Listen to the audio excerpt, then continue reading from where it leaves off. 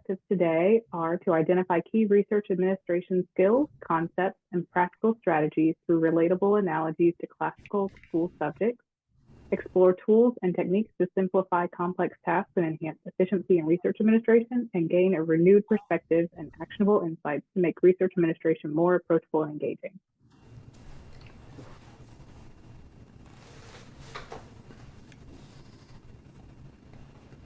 My name is Melissa Freudenberger, and I'm a grants administrator in CAFL's Grant Support Services at Clemson University. I recently completed my 2-year term on this council, and I'm excited to talk about recess today. Hi, good afternoon. My name is Scott Niles. I am the manager of the College of Engineering team within the Office of Sponsored Programs at the Georgia Institute of Technology. I'm also currently an at-large board member on NCURA's board of directors. And I'm definitely excited to talk about things we don't talk about a lot, like the history of research administration. Where do we come from?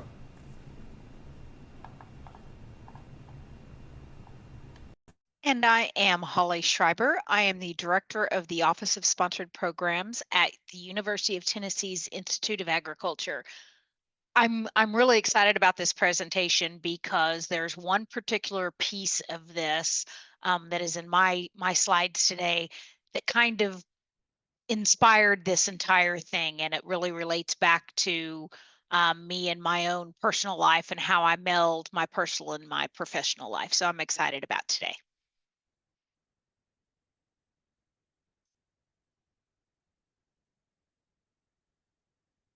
So this is our class schedule for this semester as you attend NCURA High School. Through these courses, you'll learn much of what you need to be successful in your job as a research administrator. Notice that we do have recess in the middle of the day because fun and relaxation are important too. Our first class today is algebra.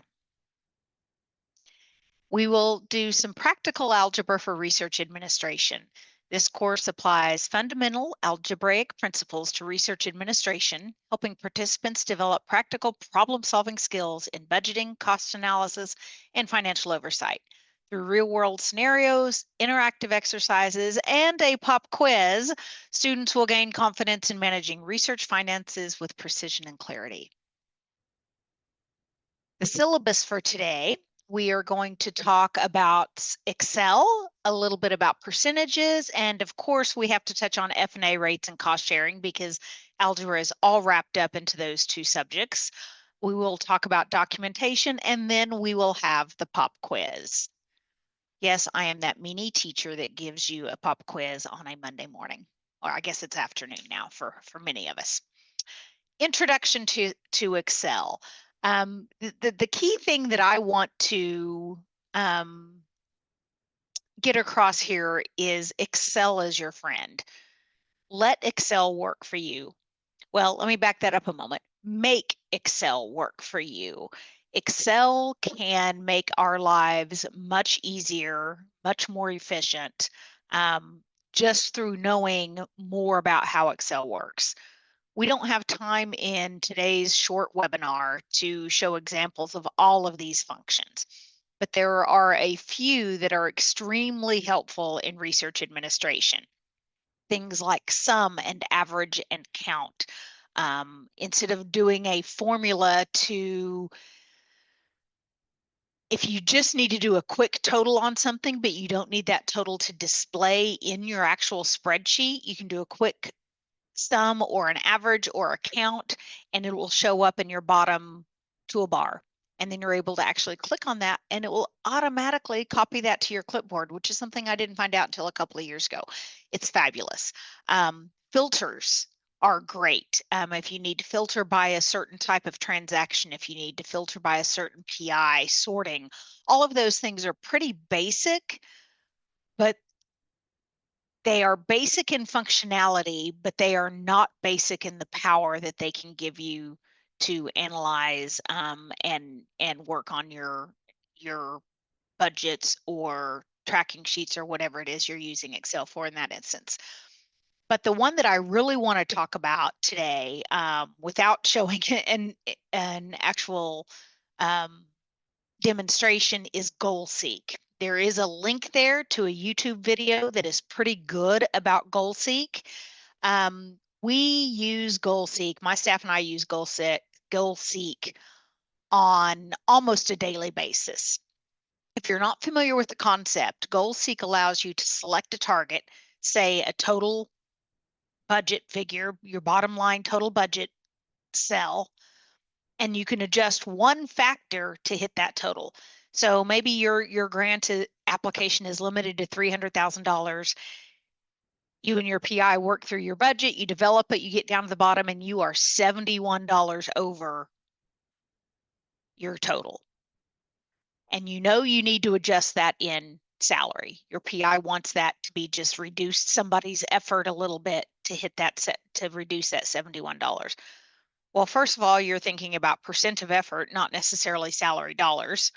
And then you've got fringe benefits added on top of that. And then you've got indirect costs. So trying to do that math, you can't just go up and reduce somebody's salary by $71 because then it reduces fringe and it reduces indirect costs. And now you're $93 under your total instead of 71 over.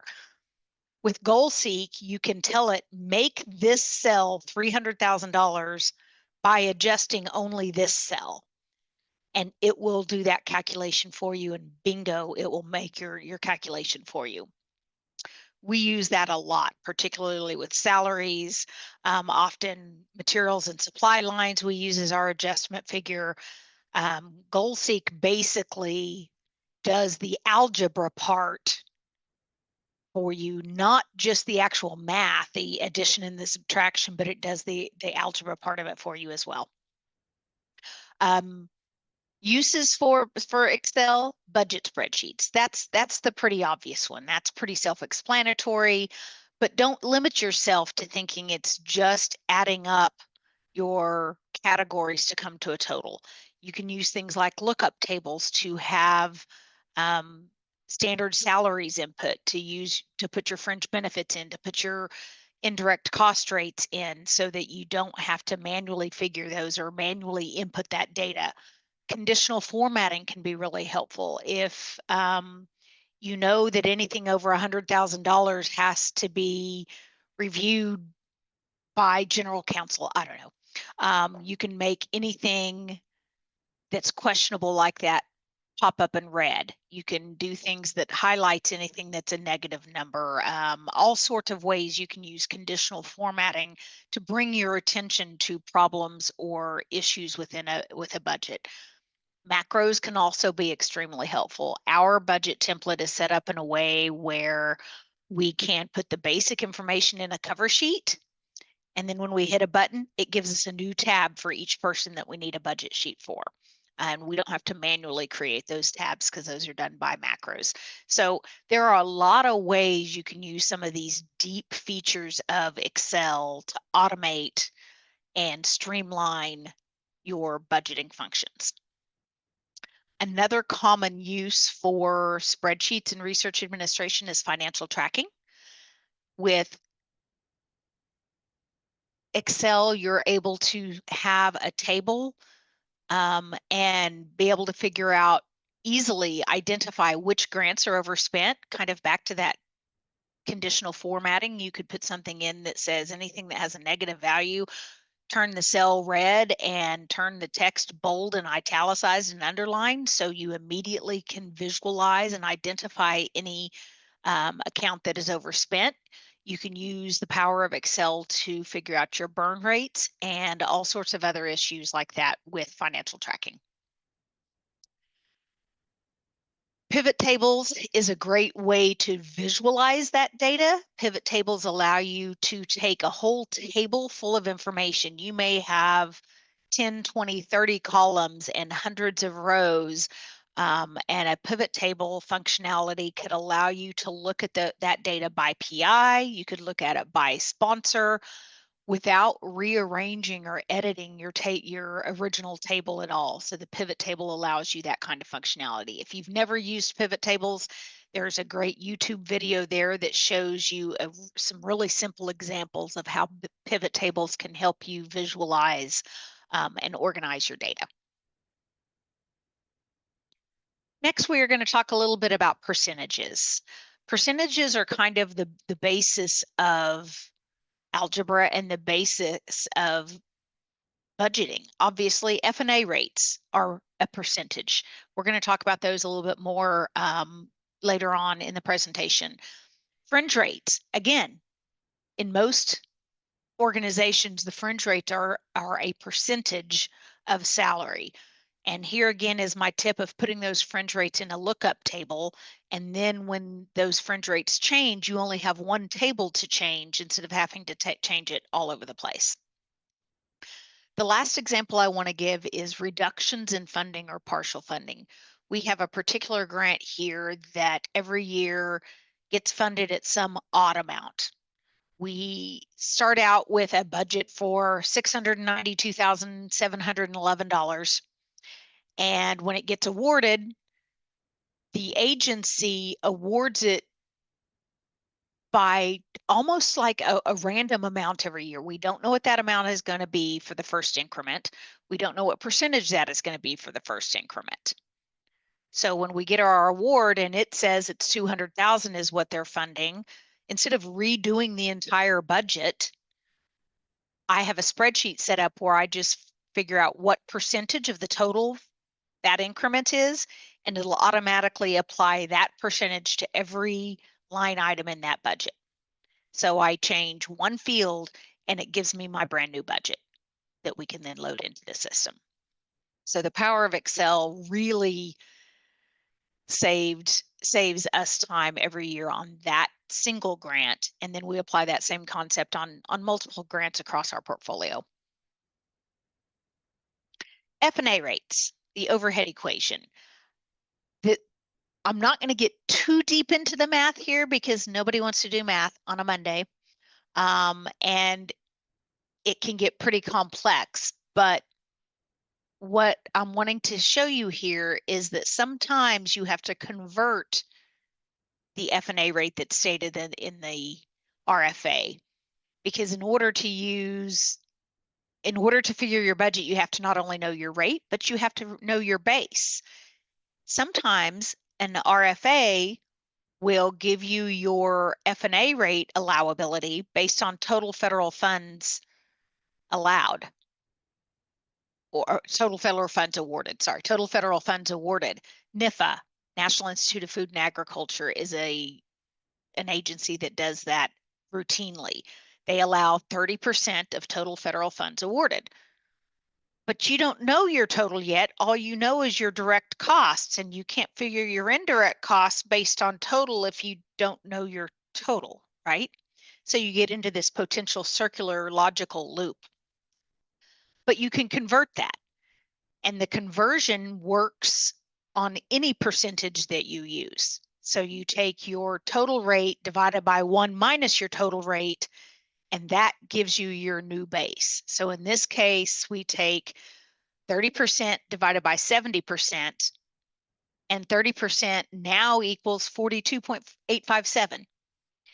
The difference is it's 30% of total federal funds or 42.85% of total direct costs. This confuses our faculty. Melissa has seen this many, many times where a faculty will send us their budget and they're like, well, my total costs are my total direct are 100,000. So my total budget's going to be 130,000. No, your total budget is 142,857. And they're like, no, NIFA says the rate is 30%. Well, but you got to look at the base. NIFA's base is total federal funds. You haven't given me total federal funds. You've given me total direct costs. So you have to convert your base for that. That same method works for cost sharing. Similar to the F&A equation, the base matters. Sometimes we will see an agency specify the required matching as part of total project costs, not part of your agency budget, not as a percentage of your agency budget, but as a percentage of the total project costs. So they're applying the match percentage to the amount you're matching and the amount you're getting from the agency. So again, you're kind of caught in this circular loop. That same equation works here. So you take that rate divided by 1 minus that rate to get your new converted rate. And there's an example there, two examples there on the slide that kind of goes through that math for you. But again, here's always going to be your key. You take that percentage divided by 1 minus that percentage to get your converted rate.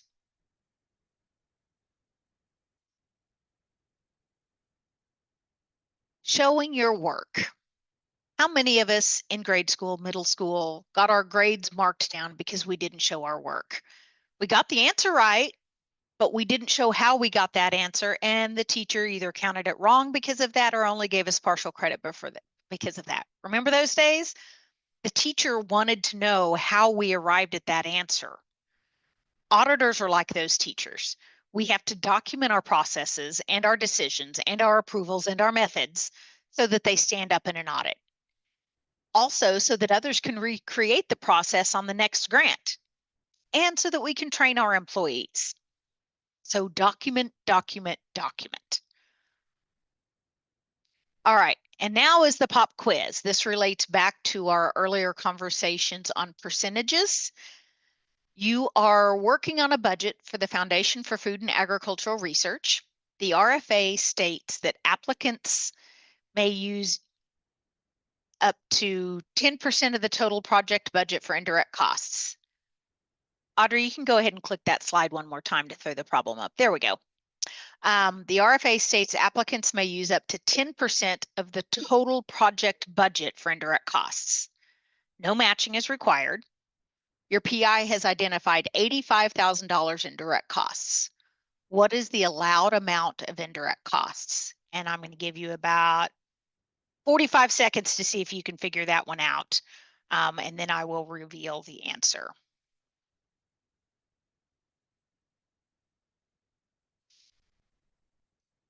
And this is a real example. There is an agency, FFAR, that is really how they state their percentage of indirect costs, based on your total budget, not based on direct or modified total direct.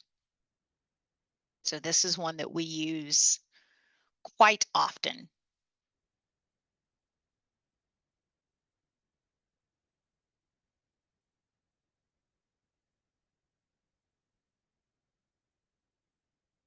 Maybe just a few seconds more.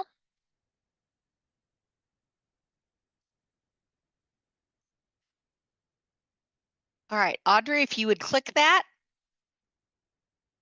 there is our answer. It is not the easy answer of 8,500. But if you take 0.10 divided by 0.9, back to that same equation we talked about earlier, that gives you 0.1111 repeating ones. You multiply that 0.1111 by the 85,000 indirect costs, and you get $94,444.35. Subtract your original budget, and you get $9,444.35. You will have these slides to be shared, that will be shared post-webinar, so you can look back at that. And if you can't figure out the math on that when you look back at it later, drop me an email. I'll be glad to show you the real calculations behind that. All right, that was the end of algebra class. The bell has rung, and we are now entering into home economics. Just like a well-run kitchen, research administration requires careful planning, organization, and attention to detail. This course will explore the fundamentals of preparation and execution in research management using principles from home economics. Participants will learn how mise en place, which is French for everything in its place, and following a structured recipe can lead to smooth, successful grant management and administrative workflows. Our syllabus, we're going to talk about following a recipe, and then we are going to talk about mise en place. Following a recipe, the first step is read the RFA. I mean, the RFA is our recipe. Just like a cook would follow the recipe to complete a dish, we as research administrators, proposal administrators in particular, read the RFA to complete a proposal. So you'll want to read the RFA and read it again and again. And then sometimes right before you submit, you're going to read it again. You'll need to organize your budgets, documents, and deadlines before the project begins. You don't want to wait until things are halfway through to start getting those budgets organized. Your recipe will also give you tools and strategies for staying ahead of sponsor requirements. You can easily be looking for problematic phrases or requirements such as MFTRP, which for those of you that may not be familiar with that acronym, that is Malign Foreign Talent Recruitment Programs. When you see that in an RFA, you know that there's extra compliance work that you're going to have to do, and it may take you quite some time to do that. Conflict of interest is another word to be looking for. Certification signatures. So by staying ahead of those sponsor requirements, because you've read the RFA and you've organized your documents and deadlines, you'll be able to submit a much more compliant proposal. A real-world application of this is the use of checklists, templates, and workflows for smooth operations.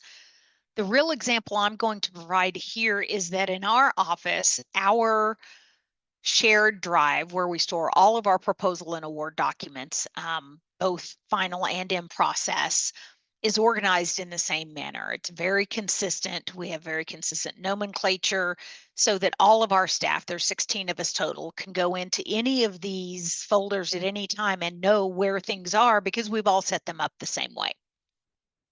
But one of the things that we do in that is we actually have an empty set of folders that are already set up. So we have a folder that says Project X, and within that, there's proposal, award, just in time, other, and within the proposal folder, there's 3 or 4 other folders. Well, there's no way that our coordinators can remember exactly what all those folders are supposed to be and called every time they go to set up a new proposal. So all they have to do is go to that template folder setup, copy it, paste it, and rename the parent folder, and all of their folders are already set up. Takes an extreme amount of workload and data entry off of those coordinators, and everything is consistent. Everybody's are set up the exact same way so that anyone can come into those folders at any time and be able to hop in midway. And all of that's because we're following a recipe for those folders, essentially.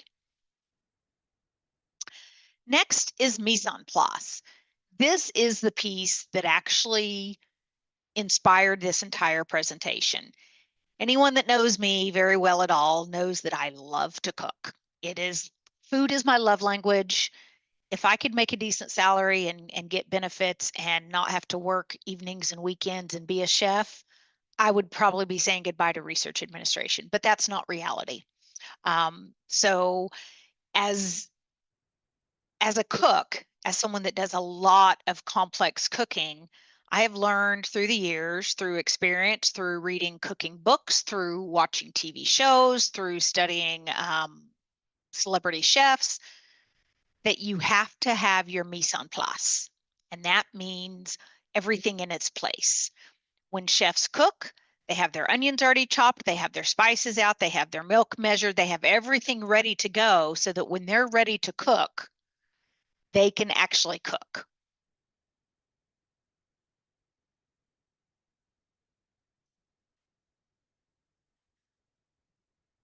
Some of my notes are not where I expected them to be. Sorry about that. Have you ever gone to make a recipe and found and realized that you don't have everything in that recipe? Have you ever gotten, and so you didn't have all the ingredients and now you're stuck in the middle of cooking because you don't have all the ingredients? Or you got ahead, you read the recipe and you did get all your ingredients, but then you got through to step 3 and realized that your butter is melted already, but your onion hasn't been chopped yet. And now your butter's going to burn because you don't have your onions chopped yet. So you make it through that little hurdle. And then you get to step 6 and it says marinate in the refrigerator for 24 hours or at least overnight. And this is for your dinner party that starts in 2 hours, right? So that kind of shows the importance of getting things set up ahead of time, reading through that recipe ahead of time, and having everything ready to go. And that's what you do with a proposal. You get your budget template set up and ready to go. Even if that proposal may be 3 weeks out, you may not have a project narrative from your PI yet. You may not have his biographical sketch yet. You may not have his final summary. But you can go ahead and set up that shell in your Caillou system or your Huron or your InfoEd, whatever system you are using. You can go ahead and set up that shell in research.gov or set up that workspace in grants.gov and have it ready to go so that when you do get those documents, all you have to do is go add them. And of course, time is always an issue here. If you've got 67 proposals you're working on, you may not be able to do this as quickly as you'd like, but you've still got to do it because nobody wants to be 4:55 p.m. You're waiting on that narrative from that faculty member, but then you can't even upload it because you haven't created the grants.gov workspace yet. Similar thing with new sponsor portals. You've got to get registered as soon as you get that RFA. Make sure that your organization is registered. Make sure that you have your username or password that you need. Make sure your PI has username and password if they need it, so that you're not doing that as everything happens last minute. And of course, one of the other great mise en place suggestions is to add your deadlines to your calendar so that you've got it. Put reminders on there if you need to, not just a reminder for the day of, but if you need to have your final budget 6 days ahead of time, give yourself a reminder 6 days ahead of time, right? And if you in your office use a shared calendar, that might be a good place to put those types of deadlines as well so that everybody in the office can see everybody else's deadlines. I'm now passing it over to Melissa, who will take us into period 3 and the language of research administration. Thank you, Holly. Just like any language, practicing is key. Soon you'll start to see patterns, the guidelines, and you'll be able to predict the necessary documents and purchases you might end up seeing. Next slide. Our syllabus for languages is the art of communication and reading between the lines.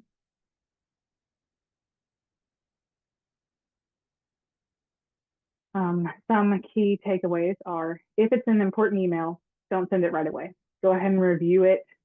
Think about how the person on the other end is going to receive it. And if it's a complicated issue, make sure your explanation can be followed. If your college allows it, ChatGPT is your friend. Like, you can go in, create something, and it'll take whatever you were saying and make it a little more formal. Your colleagues are also your friends. Ask questions if you don't know the answers. Your connections at other universities and colleges are also your friends. I have reached out and asked questions that I didn't know, and they were fantastic and gave examples. Don't leave people hanging. I try and have a 24-hour response window. I'm not sure what everyone else's is. Use common and consistent messaging. We used to say use quick parts, but that feature went away with Windows 11. So now we suggest using draft emails that you could copy and reuse.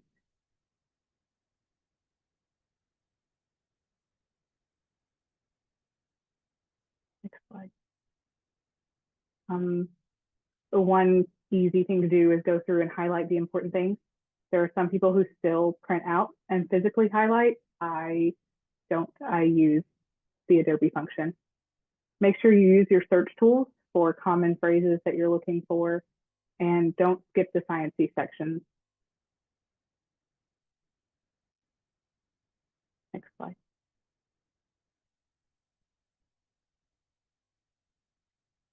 Remember recess when you were at school was all about meeting up with your friends, trading information, trinkets, catching up on reading, learning a new sport or a craft? Well, recess is now very similar in your adult life. Next slide.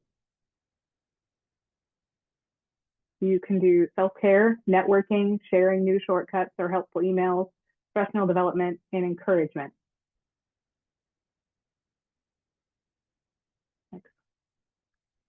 I use recess personally about twice a day. I work on a beautiful campus and I take a walk around and get some sun in the morning or in the afternoon.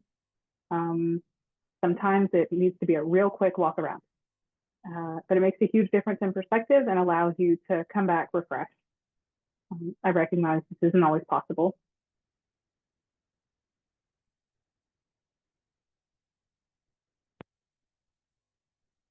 It seems to feel harder post-COVID to connect.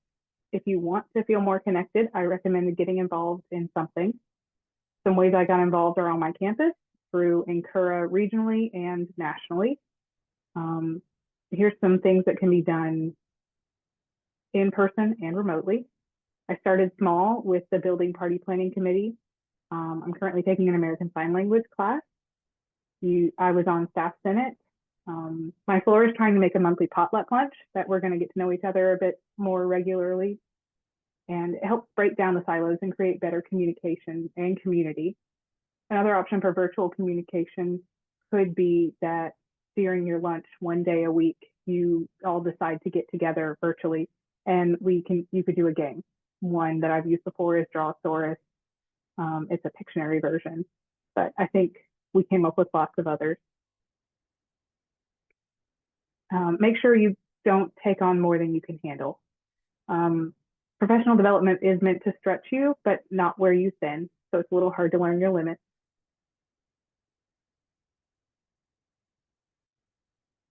I love celebrating my team. We do a lunch out each month just to chat about what's going on in our life and try not to chat about what's going on at work, but sometimes we have to catch up.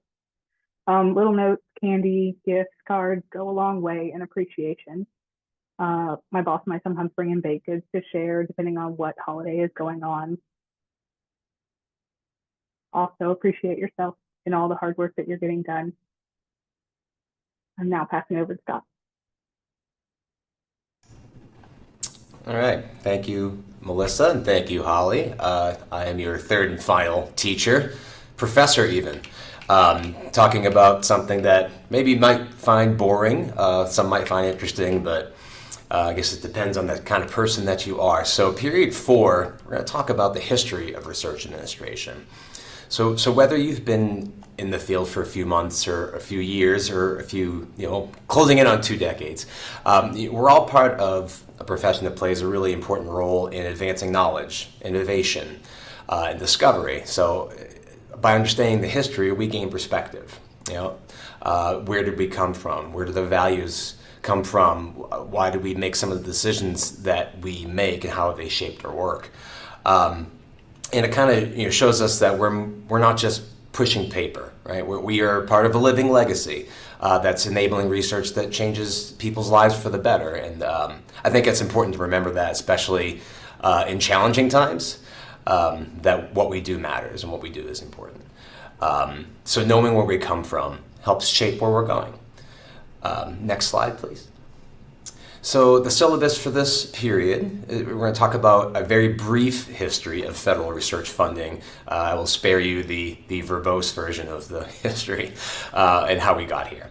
Again, lessons from the past, learning from grant audit findings, learning from mistakes. Know your roots, understanding the history of federal regulations, and we'll briefly touch upon why some of the big ones that came into being, and then building a legacy, looking at the future, right? How do we document institutional knowledge, especially in a time where it seems that research administrators might be more mobile than they were in the past? So how do you document that knowledge for future? So the brief history of federal research funding. How do we get here?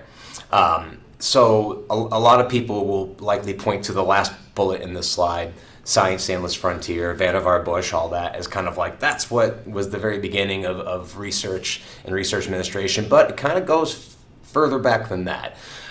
So why does the federal government give money to universities? you can go all the way back to the 1787 Constitutional Convention. Several delegates there advocated for congressional assistance to various projects that would advance knowledge and stimulate commerce throughout the very brand new United States of America. So there's actually Article 1, Section 8 of the Constitution established the beginnings of patent and copyright law for the purposes specifically of scientific progress. So that entry is kind of like the first codified reference to research activity in American history. Nerd alert, but there you go. Obviously in 1862 and 1890, there were two big acts, both called the Morrill Acts. And they helped establish and fund land-grant institutions, for which I know at least Hollie works for. I do not, but each state has a land-grant institution. And the point of those were to create research programs and experimental stations in agricultural sciences and engineering. So if you work at a land-grant institution, you're part of a long history of purposefully enabling universities to conduct research. Of course, the onset of wars helped catapult research.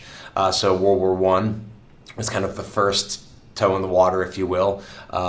They were looking for expertise on weapons, on strategy, things of that nature, and they said, who are the smartest people we know? Well, that would be colleges and universities. So that began the partnership in World War I, and it was developing military capacity, and it had it was very successful, right? So when World War II came about, they returned and did the same thing again, partnering with universities for scientific and military purposes. And again, successful partnership.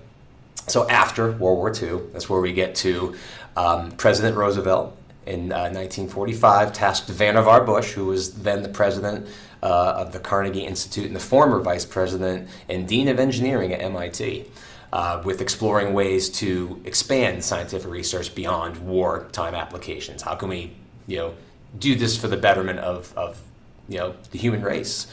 So Bush compiled a series of recommendations into a 1945 report that we probably all know, and if you don't, you'll soon remember it, Science, the Endless Frontier. And so Bush mainly, he argued that the best way to catalyze commerce and improve the health and education of the nation was by funding basic scientific research. And so that was kind of, the real catapult that kind of takes us into the next phase. So next slide. So if you think about, professions like teachers, doctors, and lawyers, they've been around for centuries, hundreds of years, maybe thousands of years. But in the lexicon of professions, our profession's pretty young, it's pretty new. And so the need for research administrators, that born out of the rapid expansion after World War II, it really did. That increase in federal money it was a huge influx. So just between 1958 and 1968, that 10-year period, federal research funding to universities went from $250 million to $1.5 billion, a six-fold increase in 10 years. Can you imagine, the capacity that had to be built in that short amount of time to start managing all this money? And so, just by comparison, last federal fiscal year, the government allocated $209 billion for research funding. So we've come a long way. And with all this money out there, more and more universities began seeking their piece of the pie, right? So they needed people to help figure all that out. And that would be us, research administrators. And so the first groups of research administrators were really just scientists or science administrators who previously worked at the federal level.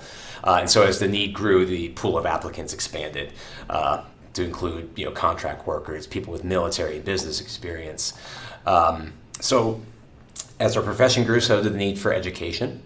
So our beloved NCURA was founded in 1959 with 45 members, and today there are well over 9,000. I think we're closing in on 10,000. And then SRAI was established in 1967, which now has over 5,000 members today. So, of course, as federal funding grew, so did regulatory requirements for managing it. Womp womp. In 1970, the government issued Circular 821, which some old school folks remember that. In 1976, it was A110. And all of those now, they were combined years ago, as you probably well know now, as the Uniform Guidance, or 2 CFR 200. In the 80s, regulatory burden grew exponentially. What we call unfunded mandates created additional burden for us research administrators. Compliance, conflict of interest, scientific misconduct, export policies, all of these things needed to be managed. And of course, today we look at things like research security, animal and human subjects. So what does this all point to? Administrative burden. How many of you have heard that term in your jobs? In 2005, the FDP did its famous faculty workload survey, and it found that all the faculty who responded said they spend 42% of their time, all the time that they have allocated to doing research, they spend 42 of it, close to half of it, dealing with administrative burden alone. They redistributed that survey about a decade later and got the exact same results. So we haven't moved the needle much on the administrative burden. But now today, just to go back to our profession, NCURA staff are working to have research administration added to the U.S. Census. So that's really exciting. So we are growing. Next slide. So let's talk a little more about the past and learn from our mistakes. This is an old reference, but it's kind of funny, and it actually really ushered in a new era of the federal government really making sure we spend our money the right way. What we call the Stanford yacht scandal. In 1991, an audit of Stanford University showed that there were serious deficiencies in cost allocation and charging practices on their federal funding. So some of the notorious findings out of that were depreciation costs erroneously charged to the university's yacht. I don't know about your university, but my university does not have a yacht. And unallowable direct charges for cedar closet liner, floral arrangements, sterling silverware, and other items for the president's house. So this could have just been an accounting error, but it was inadvertently charged to a federal grant or many federal grants. So that was a big problem. These are just a couple of other instances, examples of which there are many. Arizona State got slapped on the hand for spending over $1 million of NSF money inappropriately. Northeastern University, the same thing, 1.2 million. So all of this just goes to show that it is very important to document. If something seems questionable, question it. If there's a rationale, make sure you document it. Here at my university, one of the things we've been focusing on is travel costs. We found that we were doing a good job with the who, the when, and the where, but we were not doing so great with the what and the why. So it's important to answer all of those questions with all of this federal money. Next slide, please. So know your roots, understanding the history of federal funding regulations.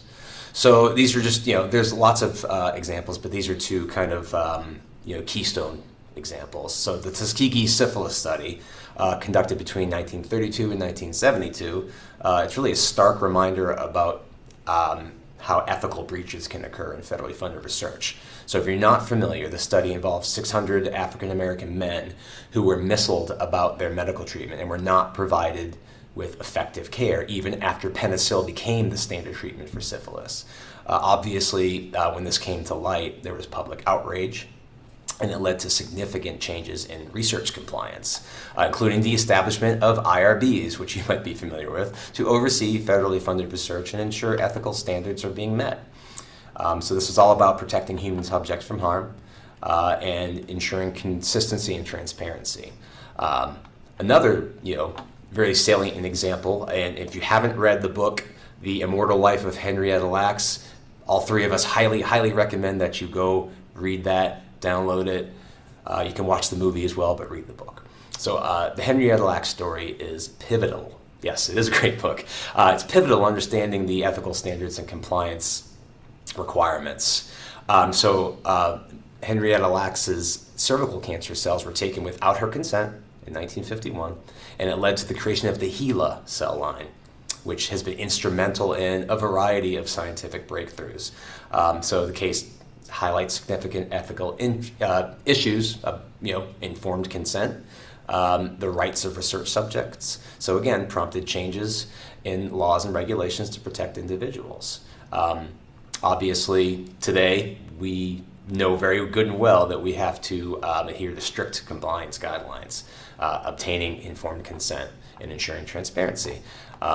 So the lax legacy continues to influence policies today, but obviously a big salient example.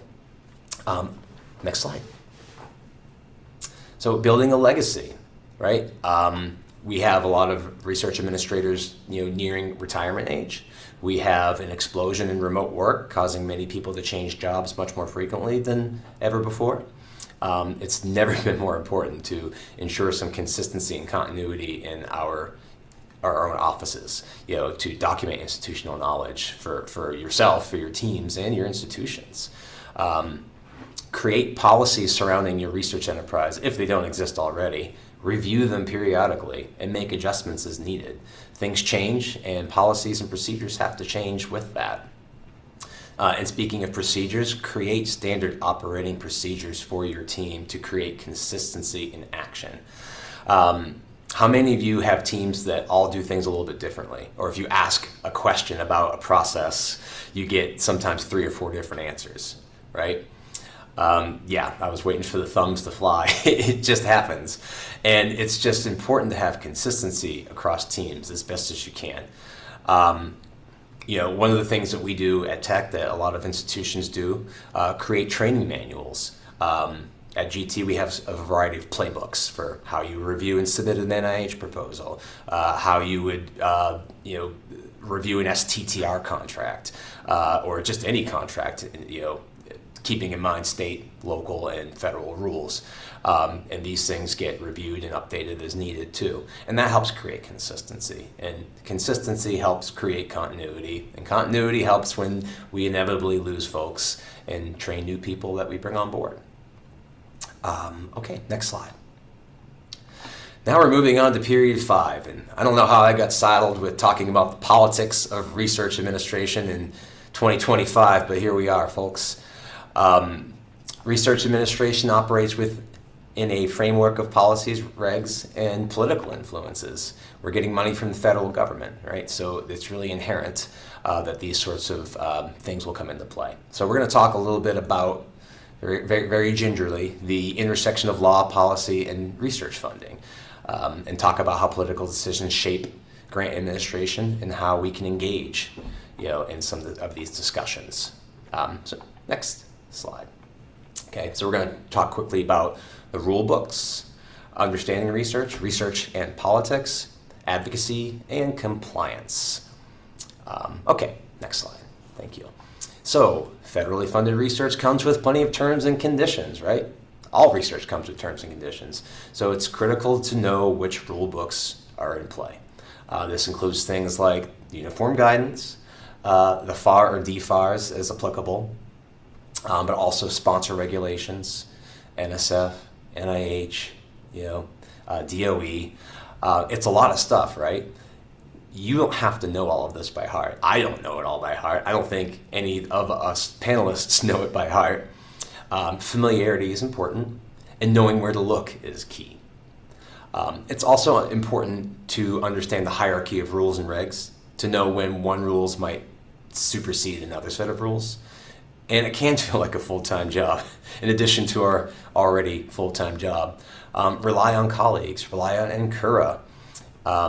URL bookmarks. I have lots of bookmarks on top of my web browser that take me where I need to go. Keyword searches. So if you're searching for a particular passage in the FAR, keyword search and don't scroll through 900 pages. And use AI as needed to help with applicability and allowability issues. Don't take it as gospel, but definitely use it as a tool to get you in the ballpark. Next slide. This is just a quick little image that shows you kind of the hierarchy of rules and regs and when one might apply versus another one. So that's handy. I keep that on file and at the ready. Next slide.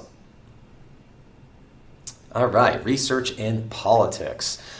So this is fact. The federal government has been and continues to be the predominant funder of university research. So when things change at the federal level, it's inevitably going to affect university research funding in some way. Obviously, we're seeing it play out before our very eyes this year with policy and priority changes, right? But current events aside, it's important to understand that different administrations prioritize different areas of research. That's just fact. For example, in the early days of stem cell research, R&D funding was highly politicized in that arena because scientists took stem cells from aborted or unused embryos and drew scientists into a battle over abortion. But once science advanced to the point where they could generate stem cells using adult cells, the controversy went away. Right? We don't really talk about that anymore. But while that was ongoing, that clearly had an effect on where federal money flowed. Additionally, different administrations have different ideas on the appropriate funding allocations. One may decide defense is more important and give more money to DoD. One may decide that biomedical research is more important and give more money to NIH. The takeaway here is just it's important to stay abreast of the topics as it pertains to our university's research portfolios. You don't have to be an expert. You don't have to be on CNN or Fox News, but you can stay in the know and be able to guide leaders on strategic decisions, where the money's going, where your university can find its niche. And again, rely on your network of peers. Create targeted Google alerts so that pertinent news comes into you in real time. Next slide. Advocacy. Recent events have focused on wasteful government spending. That's nothing new. That's always been a federal topic of conversation.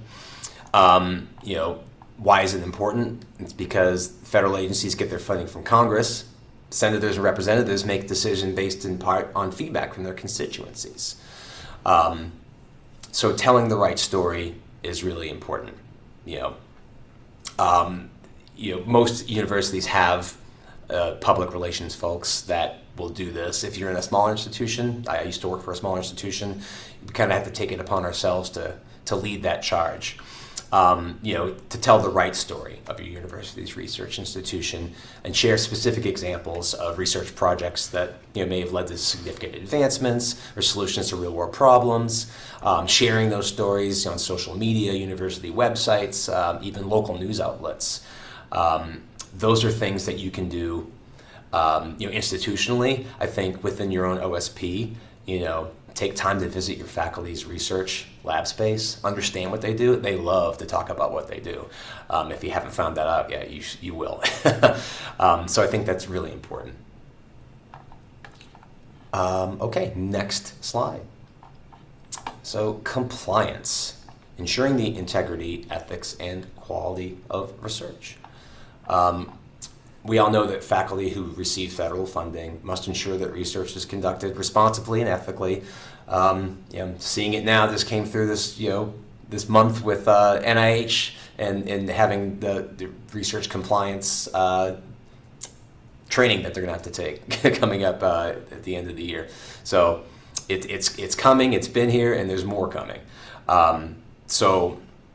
NSF has its responsible and ethical conduct of research, where they have to undergo training.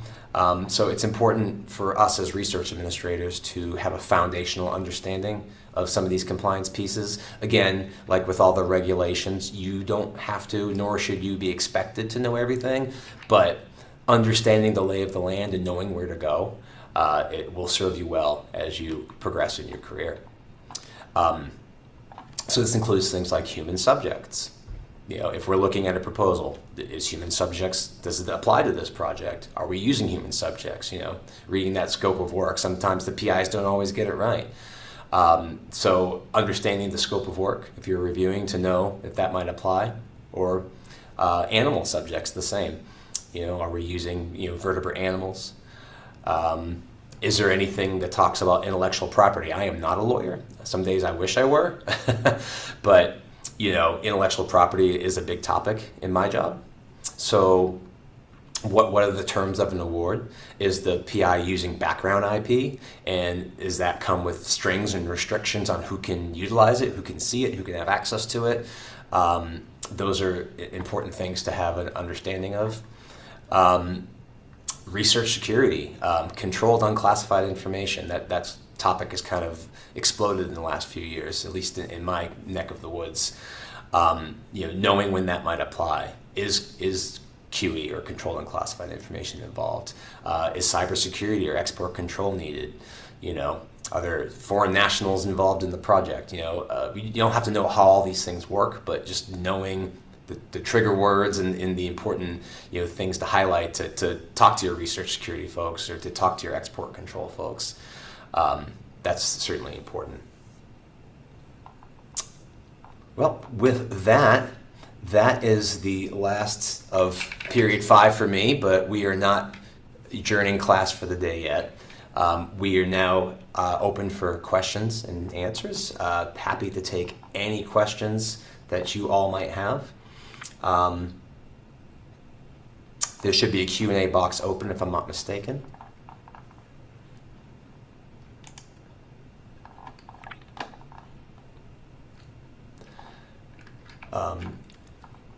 And we'll monitor that. But I'd like to look at a few questions that were previously submitted.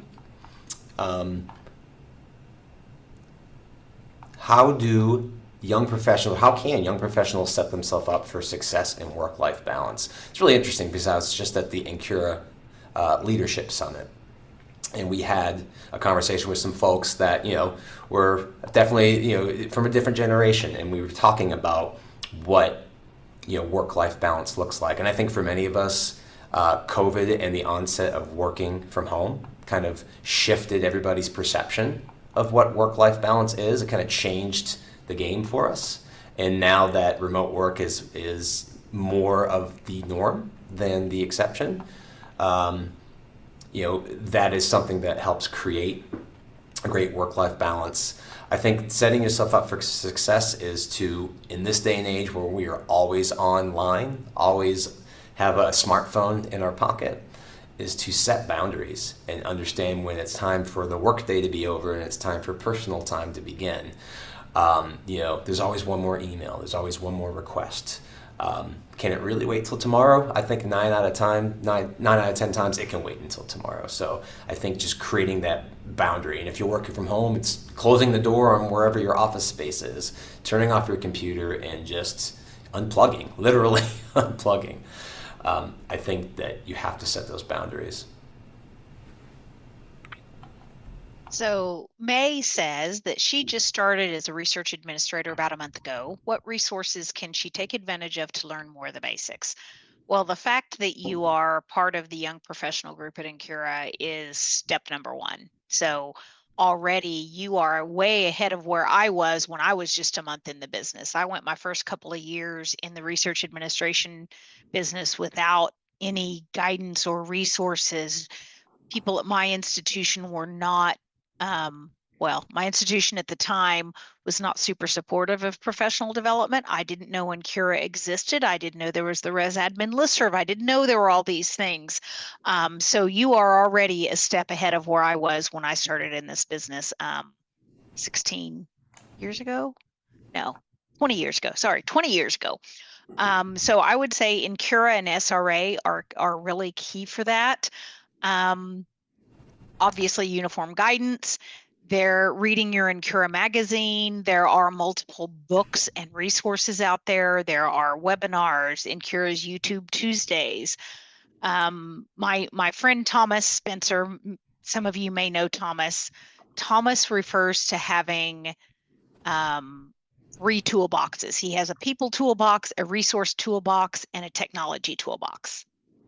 And I think of those, the people toolbox is often the one that's maybe most overlooked.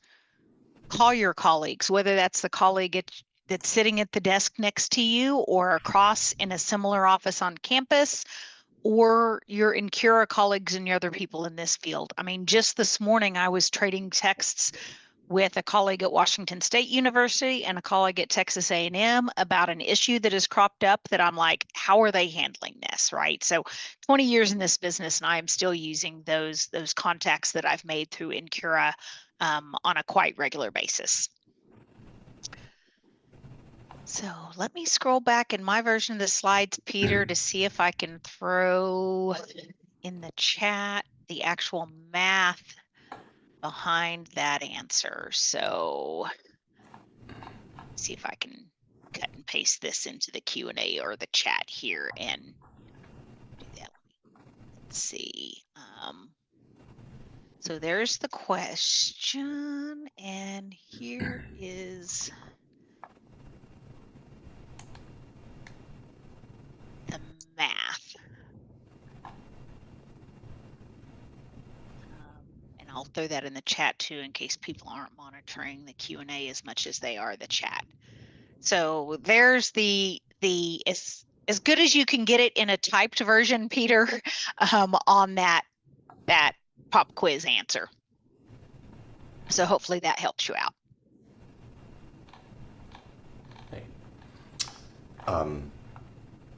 Another question that came in ahead of time was, what can we do to earn the respect of our colleagues across campus who may look down on us for our age? Oof. That's an interesting question, because I started relatively young in the field, and I understand kind of that sentiment. And for me personally, it was just something that I had to prove to them that I knew what I was doing, that I was there to help. And I think just the repetition of providing service, being cordial, answering emails as quickly as we can, reasonably as we can. Over time, I think that the age thing will just kind of disappear, and then it will just be, a trusted, relied on colleague who is always helping me out. I think that, kill them with kindness and repetition of doing your job well is going to earn respect from anybody, age notwithstanding.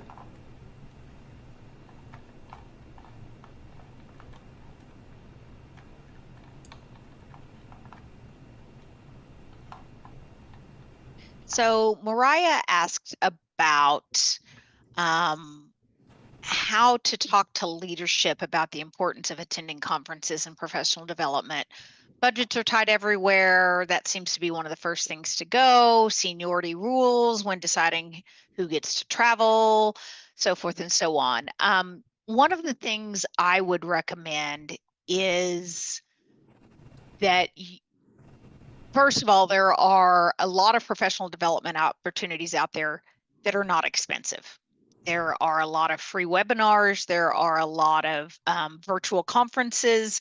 Those things, if it truly is strictly a budgetary issue, there are a lot of opportunities out there that don't cost a whole lot of money. So don't negate those. Just because they're cheaper doesn't mean they're not as good always, right?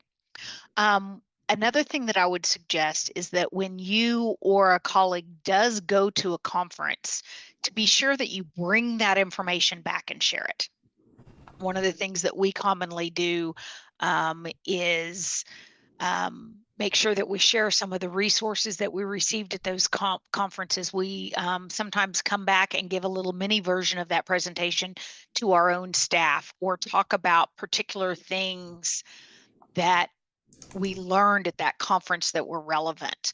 And that might be something that you could pose to your leadership, that I want to go to this conference and I am going to bring back at least 2 sessions and represent those concepts to our own staff so that others can learn from this as well. And that money won't be just benefiting me, it'll be benefiting our colleagues and the entire organization.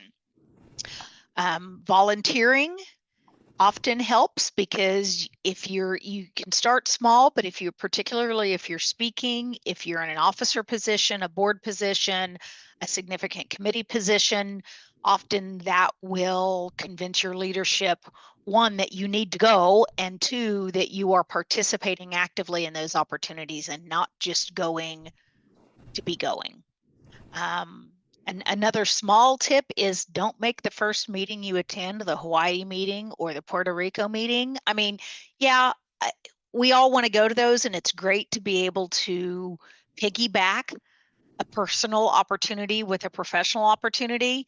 But if the first time you ever ask your leadership to go to a meeting, it's a meeting that's going to cost them $10,000 and going to Hawaii, unfortunately, that's probably not going to be received well. So make sure you're getting involved at a smaller scale, local meetings, the normal national meetings, PRA, FRA, in a reasonable location before you start going and asking for the big bucks.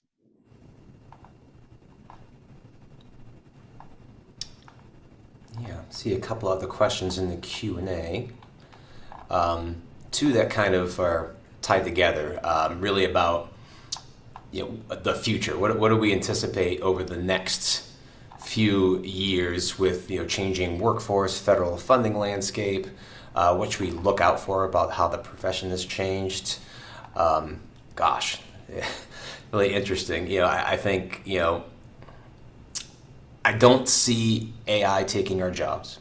I see AI being a tool for us, but what we do is nuanced enough that I don't think a bot can do it for us.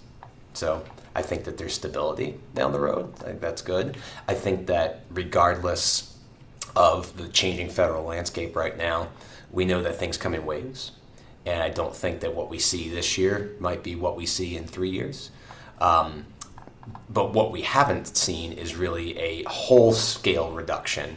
Money may be shifted here or there, prioritized in certain different ways. And that's why I talked about thinking about, where the money's going and how your institution can capitalize on it. If there's money going out of NIH and into DoD, there are plenty of DoD funding arms that deal with health, right? So being understanding of all of those agencies and stuff. So being nimble and knowing that you're going to have to maybe learn a new language, know some new regulatory language, with a different agency. I think that that's something going forward is going to make you marketable. If you're thinking about moving up the career ladder, the more broad-based your understanding is, I think the more valuable you can be. And the other thing, just in general, is understanding contracts. I know not a lot of universities do contracts. It's mostly grants and cooperative agreements, but if your institution does dabble in actual contracts, having a good understanding of contractual terms and conditions, whether it's FAR or DFAR or just like a nonprofit agreement that has terms and conditions like indemnification and so on and so forth, having an understanding of that is a really good marketable skill, because the federal government seems to be shifting more towards what they're calling other transactional agreements, or OTAs, which are not grant language. They are more contracty language. So we're seeing a shift there. I would say also, just to provide a little bit of hope here, if any of you attended the annual meeting this year, you will have heard our keynote speaker, Paul Bagala, say, science will win. He talked a lot about what Scott just said, that things kind of come in cycles and waves, and that he is confident that give it a little bit of time and science will win. Paul Bagala was the advisor to President Clinton, ran his campaign, essentially, basically was half responsible for getting Clinton elected. So he's been around that political arena for a long time, and he was very confident that science will win.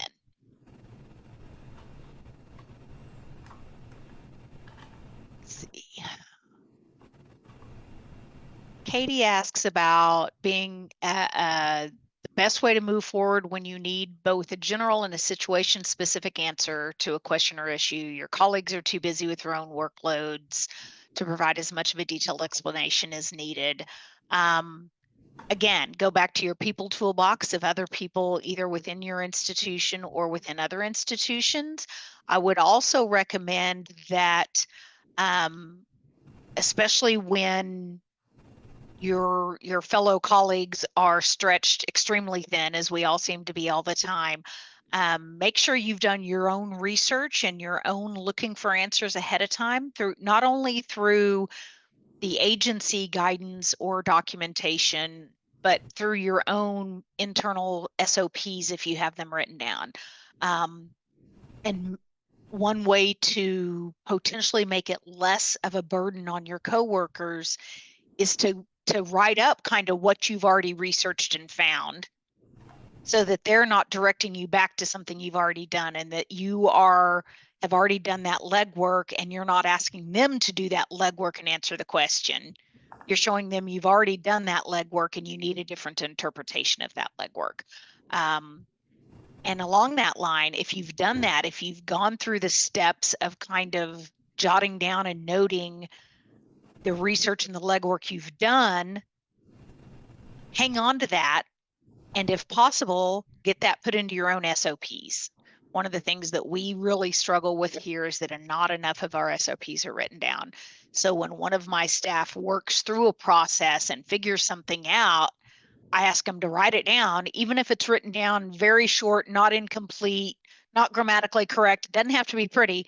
Jot it all down, and let's go ahead and throw even that rough draft into our standard operating procedure, so that we've got at least a basis the next time somebody else comes up with that same issue or scenario. It's not perfect, but it's better than not recording that at all for future use.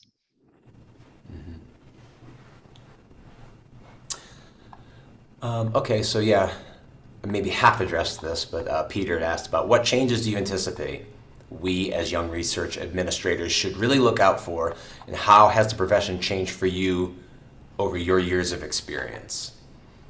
I think for me, and maybe everybody can answer, as you move up, as you move up and get more experience in an institution, you're never complacent. There's always going to be a new sponsor, a new a vehicle, award vehicle type. There's going to be a new regulation that comes out. We are never going to be like complacent and in a state of stasis, always growing, always learning. So if you can just kind of get yourself in that mindset that, this is a lifelong learning, process, because things shift all the time. That's the thing I don't think I realized when I came into this field. I thought I was going to like learn a task and do a task, and just, that was it. It's a little more nuanced than that. In case others can't see the answered questions, I did answer one from Christina about the CRA exam. Some helpful tips for that. Virginia Tech has a great resource. They have a study team that you can join. Anyone can join it if you're planning on taking the test. Quizlet has many options, but I would be very careful about those because test changes, the way that questions are worded changes. And so the Quizlet may be good, it might not be good. You can take practice tests, and I think both Scott and Hollie have their CRA. I have not sat for mine yet.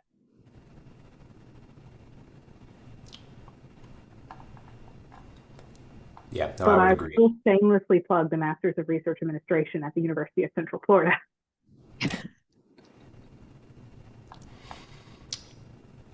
So we've answered all of the live questions. If does anybody have any more questions? We do have a few more minutes. Happy to answer any final questions if there are some.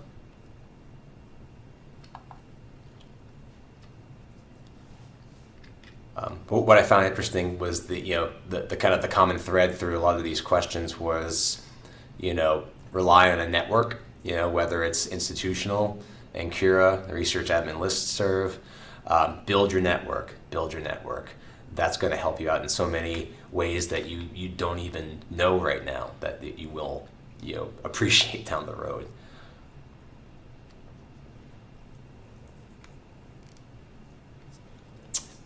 Okay, Maya asks, is the CRA necessary? It depends. Don't we love hearing that? Well, I see what you did there, Scott. Thank you very much. There are job descriptions that say a CRA is a prerequisite. They want that credential. So in that regard, a CRA would be necessary, right? But if you're just asking, an esoteric, hypothetical, is it necessary? Then no, it's not necessary. Is it helpful? Sure. It's a standardized credential, just like a CPA. So having a CPA is probably, arguably helpful for an accountant. So, necessary, no. Helpful, absolutely. It really depends on your position, where you are in your career, where you want to go in your career. For me, I started out in strictly pre-award that didn't even do budgets. So it was we didn't even develop the budgets. We just did the rest of the proposal development. And I knew that I wanted to do more than that. And I knew I wanted to have the opportunity to move up in the field and in my university. But I had gotten kind of pigeonholed into only being able to do one thing. So by taking my CRA, I was able to prove to others in my university, to potential employers, that even though I'd only had direct job experience in one facet, that I had enough of an understanding and experience in the other facets that I could do more than just proposal development. Some people, that's all they want to do, and that's great. Some people only want to do the post-award accounting piece. So maybe for them, the CRA doesn't fit their goals. So you really have to put it in terms of your professional goals, what you enjoy doing, what you want to do, and where you want to be. And will that CRA help you get where you want to be? So has the changing federal landscape affected hiring at your institution or that you've seen at other institutions? I will answer for myself. And you can either be jealous of this answer or you can be encouraged by this answer. Take it how you wish. We have been very fortunate at my institute that even in the face of having lost literally more than $35 million worth of grant funding because of the federal changes, we were actually authorized to hire 2 brand new positions for my office this year. So, and we were able to refill all of our open positions. So we are not only not under a hiring freeze, but we are actually expanding our office. So there is hope out there. It greatly depends on your institution's budget and their vision for where they need their operations to be.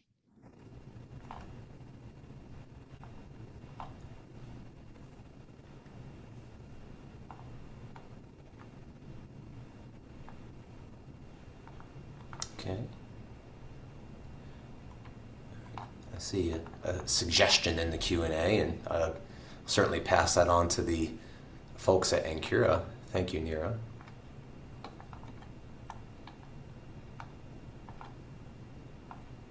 Oh, Peter's asking all the hard ones today. Peter's Based on on the it. structure of the webinar, what were your favorite subjects in school? Ooh. At the time I was in school, probably science and English. But if I were to do school over again, knowing the adult that I have become, I would probably I would probably be more interested in math now than I was then. And given that I love to cook, I would be more interested in the home ec and culinary part of it as well. Well, I was an English major, in college, and then I was a journalism major in grad school. So I tried to be a journalism major, and I went, nope, not for me. yeah, so I it tried to wouldn't be a change. journalism major, and I was told they wouldn't pay for my college if that's what I chose. So, Oh, kudos to you. Yeah. Fun question, Peter.